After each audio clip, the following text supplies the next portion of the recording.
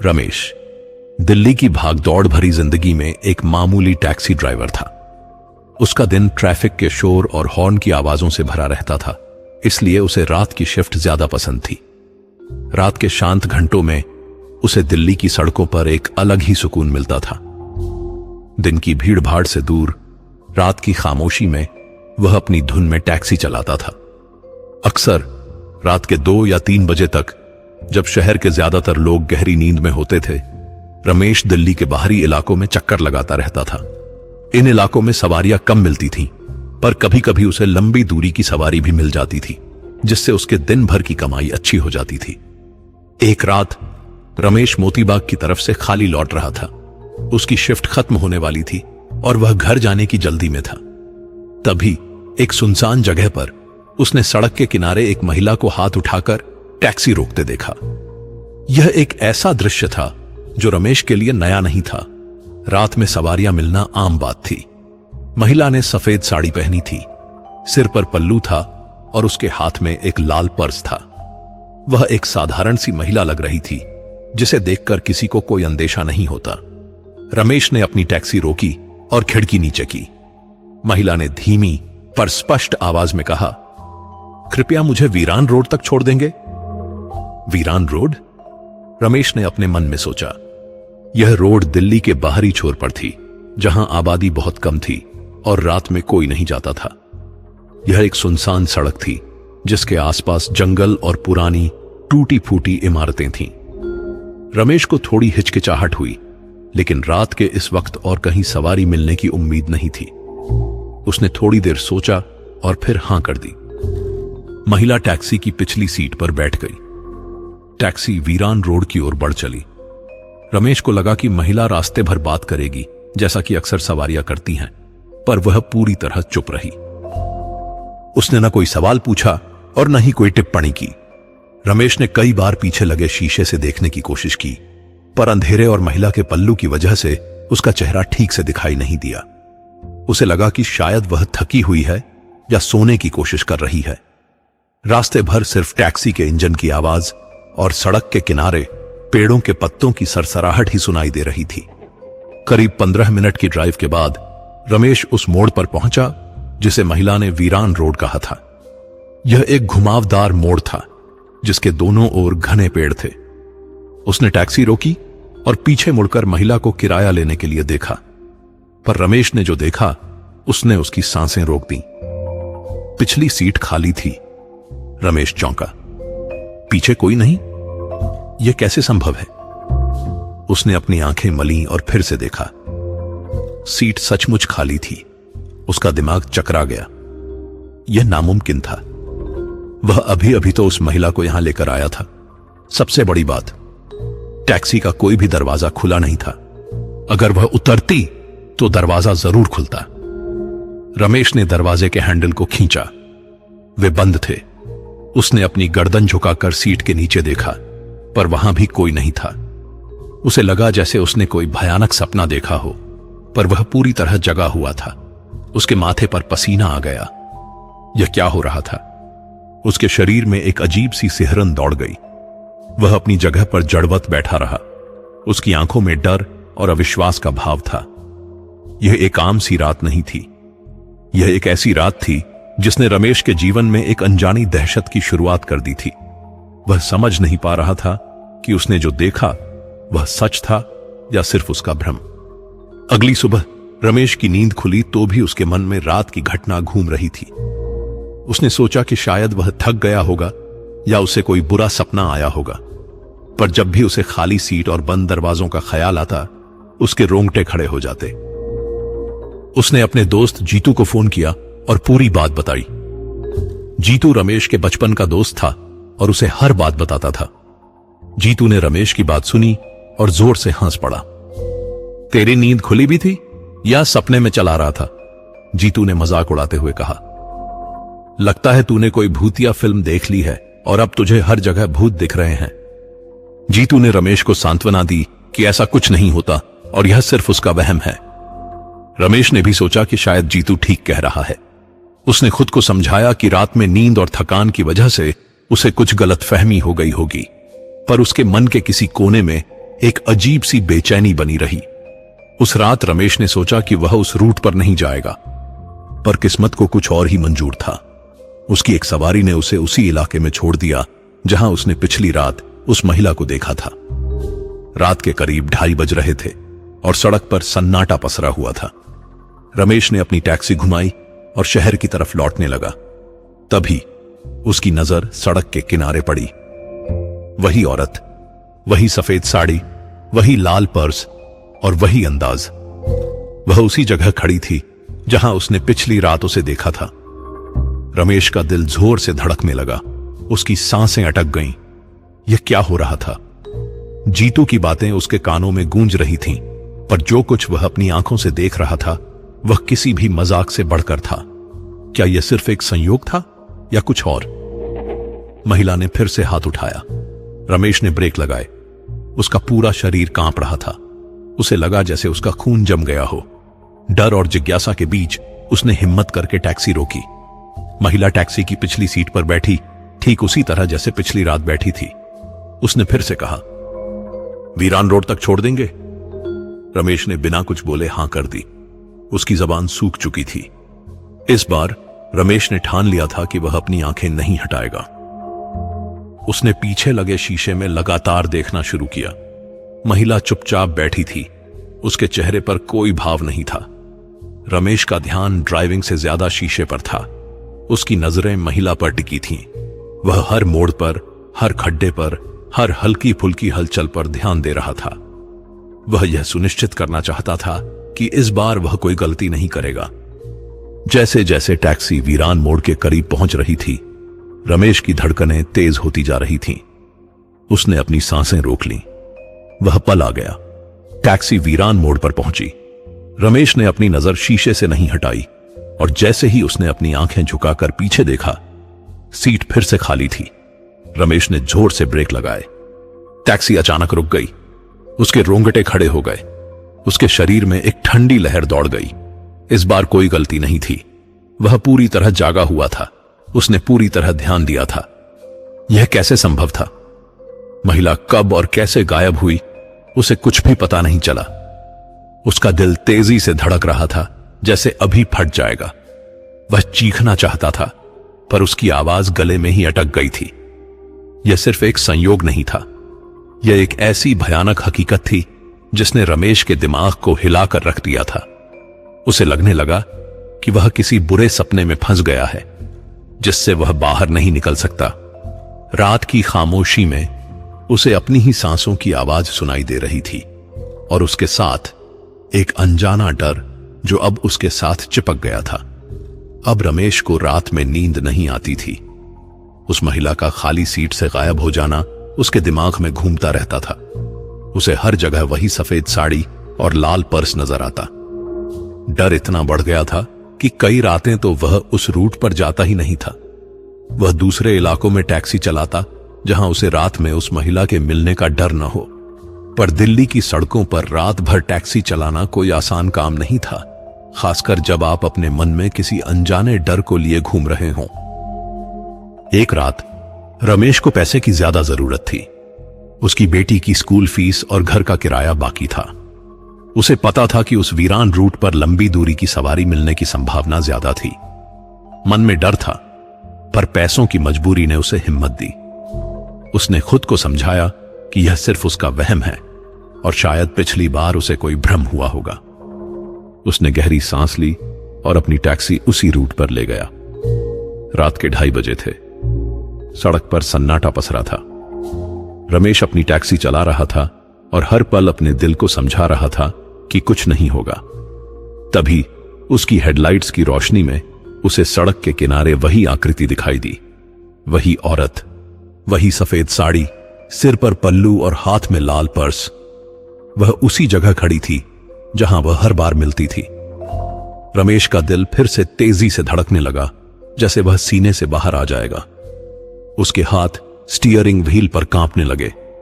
महिला ने हाथ उठाया। रमेश ने अपनी टैक्सी धीमी की, पर इस बार उसने गाड़ी रोकने से पहले कुछ पल सोचा। उसके मन में डर और उत्सुकता का एक अजीब सा मेल था। वह जानना चाहता था कि यह सब क्या था। क्या वह सच में कोई भूत थी या कोई और रहस्य था। उसने हिम्मत जुटाई और टैक्सी रोकी। महिला फिर से पिछली सीट पर बैठ गई। रमेश ने शीशे में देखा। महिला चुपचाप बैठी थी, उसकी आंखें नीचे झुकी हुई थीं। रमेश के मन में एक सवाल घूम रहा था। यह सवाल उसे कई रातों से परेशान कर रहा था। इस बार उसने तय किया कि वह पूछेगा। उसकी आवाज कांप रही थी, पर उसने हिम्मत करके पूछा, आप रोज आती हैं? महिला ने धीरे से सिर घुमाकर देखा। रमेश ने अपनी सांसें रोक ली।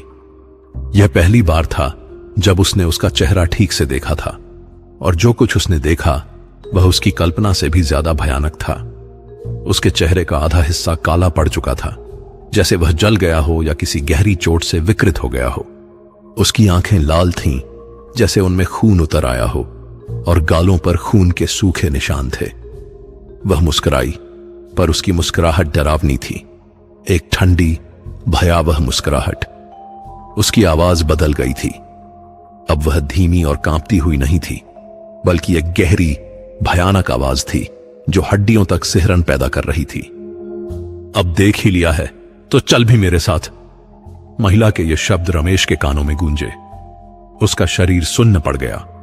यह कोई सपना नहीं था, यह सच था। वह महिला, जिसे वह सिर्फ एक रहस्य समझ रहा था, वह एक भयानक हकीकत थी। रमेश ने जोर से ब्रेक मारे। उसकी आंखें फटी रह गईं। उसने तुरंत टैक्सी का दरवाजा खोला और बाहर भागा। वह भागना चाहता था, उस जगह से दूर, उस महिला से दूर।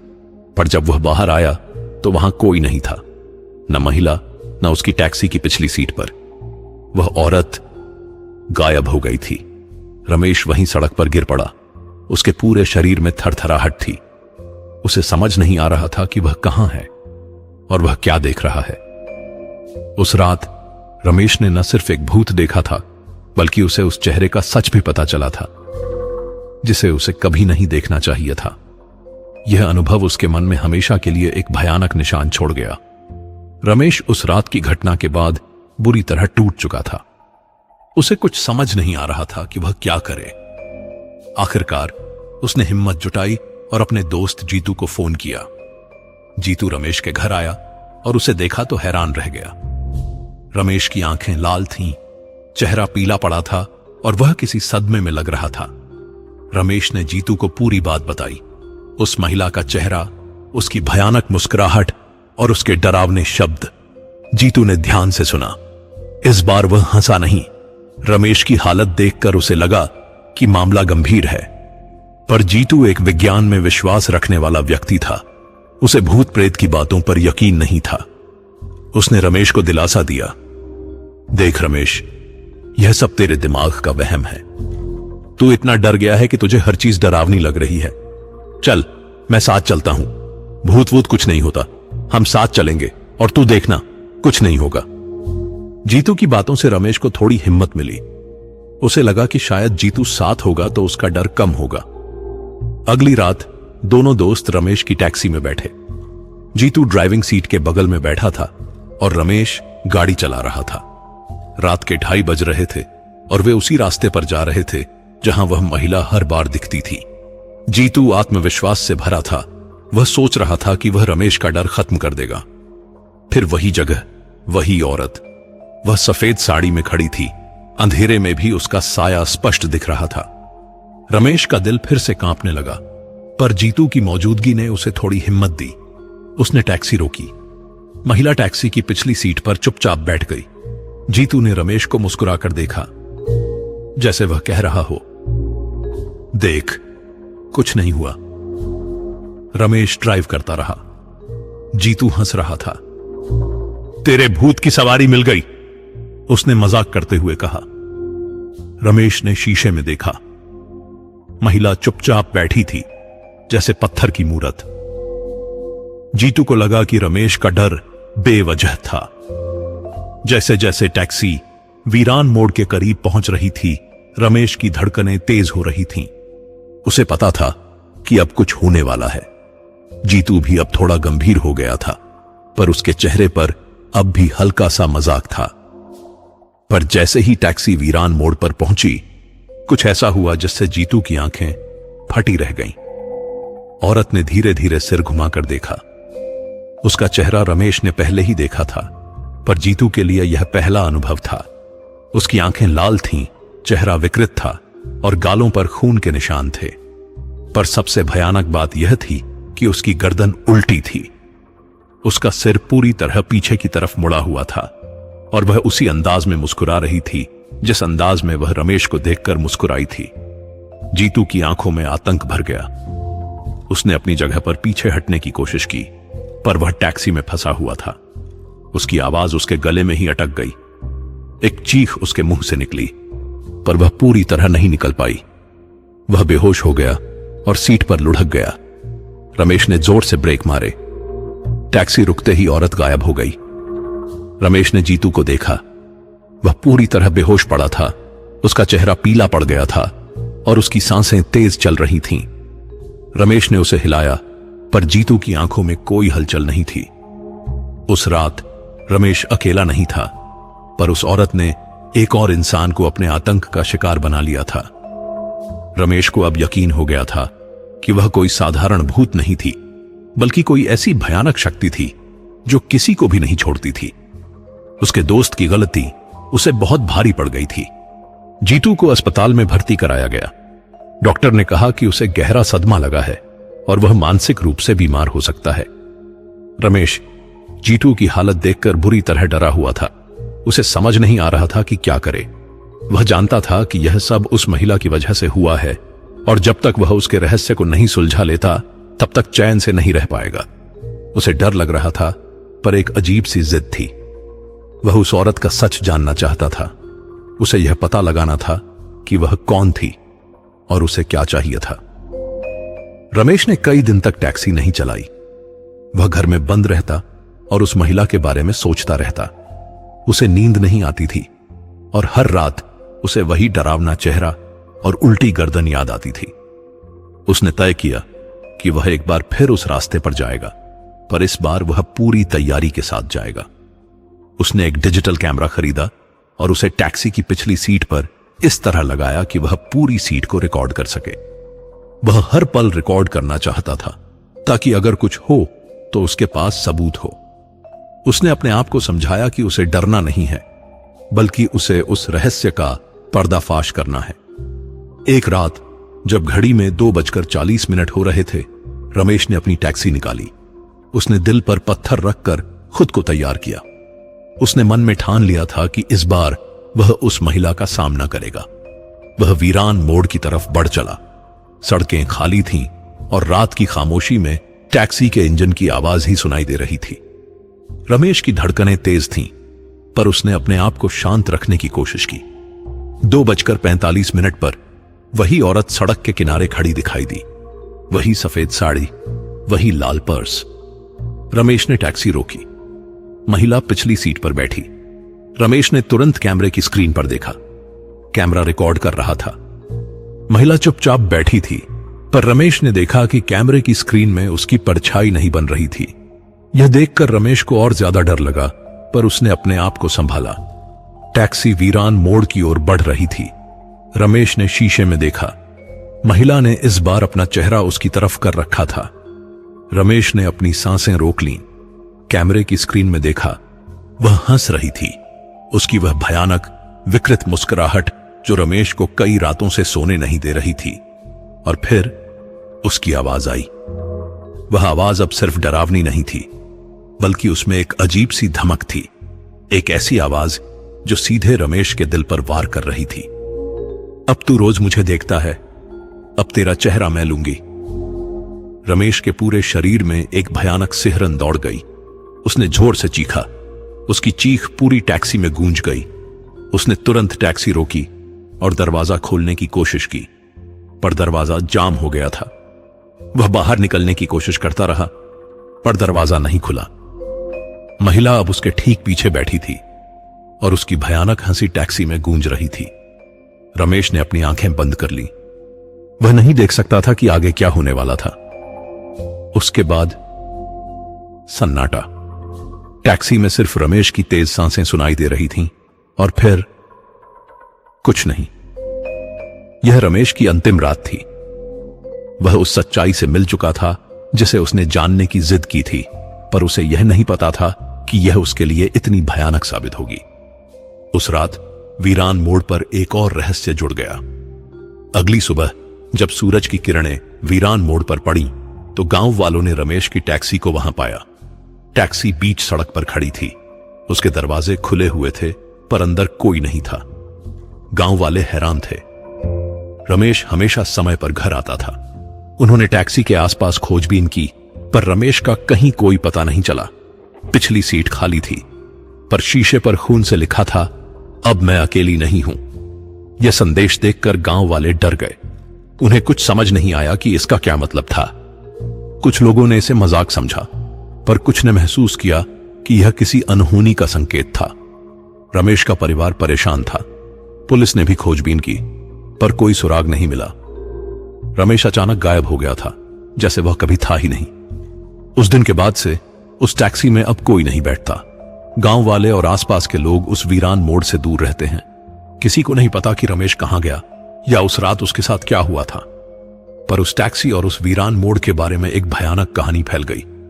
कहा जाता है कि अगर रात 2:45 बजे आप उस रास्ते से गुजरें तो टैक्सी की पिछली सीट पर एक औरत दिखेगी। कभी वह मुस्कुराती हुई दिखेगी। उसकी मुस्कुराहट हड्डियों तक सिहरन पैदा कर देगी।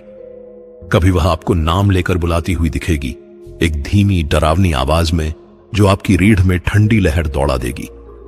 और कभी कभी उसकी बगल में एक और धुंधली आकृति भी दिखाई देती है जो रमेश जैसी लगती है, पर उसका चेहरा साफ नहीं होता। वे दोनों चुपचाप बैठे रहते हैं उस वीरान मोड़ पर, किसी नए शिकार का इंतजार करते हुए। यह कहानी वीरान मोड़ के रहस्य को और गहरा कर देती है। रमेश की कहानी सिर्फ एक टैक्सी ड्राइवर की नहीं थी, बल्कि एक ऐसे डर की थी जिसने उसे हमेशा के लिए अपनी गिरफ्त में ले लिया। तो क्या आप रुकेंगे सवारी के लिए, या आप भी उस वीरान मोड़ के रहस्य का हिस्सा बन जाएंगे? सोचिए, अगली बार जब आप उस सड़क से गुजरेंगे तो क्या होगा? क्या आप हिम्मत कर पाएंगे? तो दोस्तों, कैसी लगी आपको आज की डरावनी कहानी? क्या आपकी रूह कांप गई या कुछ और भी डरावनी कहानियों का इंतजार है? नीचे कमेंट में जरूर बताइए। सबसे डरावना हिस्सा कौन सा लगा? क्या आपने कभी ऐसा कुछ अनुभव किया है?